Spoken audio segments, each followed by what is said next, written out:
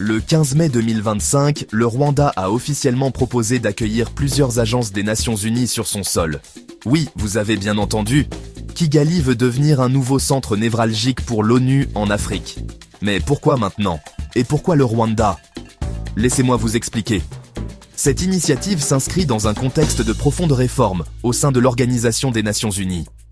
Depuis plusieurs années, l'ONU cherche à rationaliser ses coûts, décentraliser ses services et délocaliser certaines agences traditionnellement basées à New York ou Genève, vers des régions où les dépenses sont moindres et souvent plus proches des terrains d'action. Prenons un exemple concret.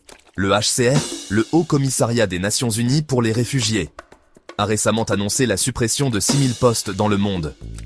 Pourquoi? Réduction budgétaire, complexité administrative et recherche de nouveaux modes de fonctionnement plus souples. Dans ce contexte, le Rwanda entre en scène avec une lettre adressée au secrétaire général des Nations Unies.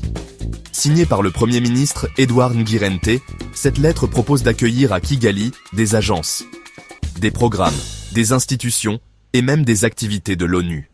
Le gouvernement met en avant plusieurs arguments stratégiques. Une position géographique centrale dans la région des Grands Lacs africains, une excellente connectivité aérienne, un environnement sécuritaire reconnu, une stabilité politique et institutionnelle, et un environnement propice à la mission des Nations Unies.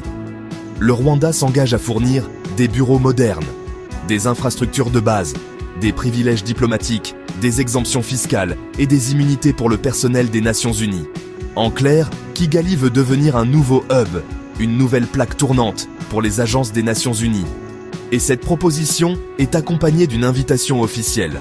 Le gouvernement rwandais demande à l'ONU d'envoyer une mission technique pour évaluer les conditions sur place. À noter également, des projets de fusion sont envisagés au sein de l'ONU, comme entre l'OMS et l'ONU-SIDA, pour mutualiser les efforts face aux défis sanitaires croissants. Là encore, Kigali pourrait jouer un rôle dans cette nouvelle configuration. Cette proposition du Rwanda est plus qu'un simple déménagement. C'est le symbole d'un monde multipolaire, où la gouvernance internationale cherche à être au plus près des réalités du terrain. Mais certains s'interrogent, ce rapprochement ne risque-t-il pas d'éloigner les agences des centres de décision? D'autres pays africains pourraient-ils faire des propositions similaires? Et vous, qu'en pensez-vous?